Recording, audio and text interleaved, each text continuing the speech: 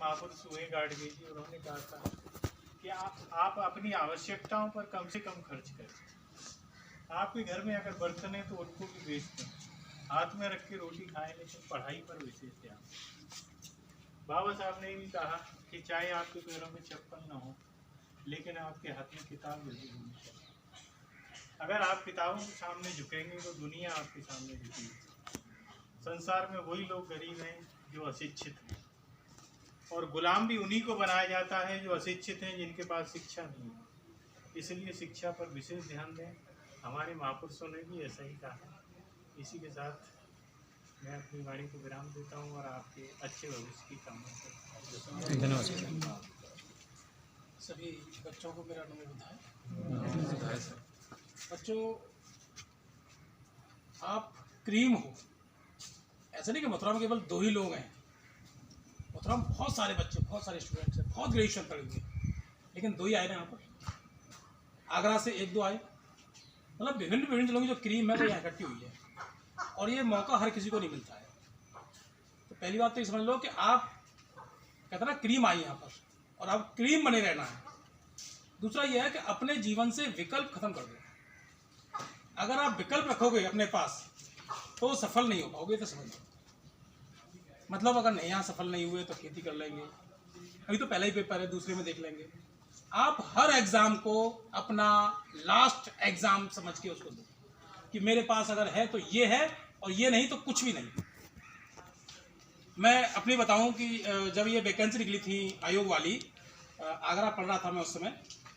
पढ़ते मतलब पीसीएस की तैयारी मैंने शुरू ही की थी, क्योंकि मैंने 8 में एमएससी किया है।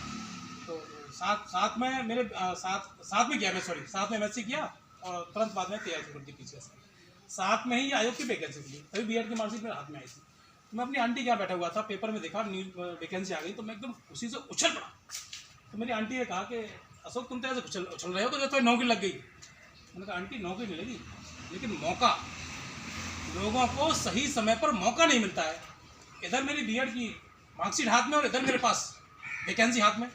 अब इस मौके को किस तरह बनाना है, ये तो मेरे ऊपर है ना।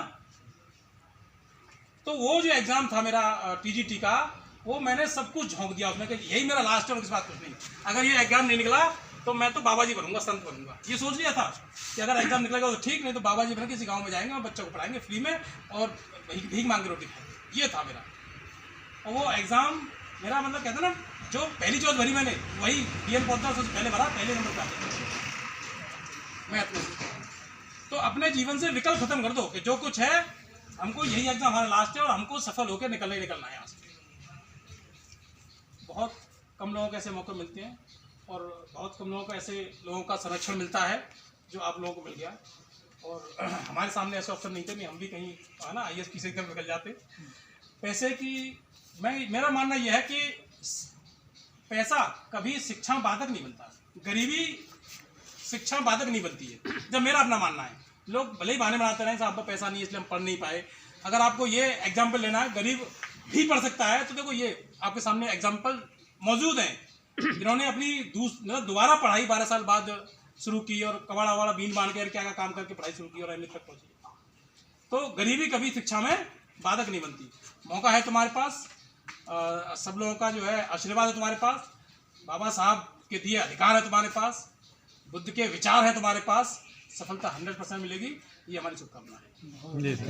अभी जो गुरुजी ने और तीनों गुरुजी लोगों ने बहुत ही प्रेरणादायक विचार आपको शेयर किए, और दोनों ने ना एक कॉमन बात की है स्ट्रेटेजी के बारे में।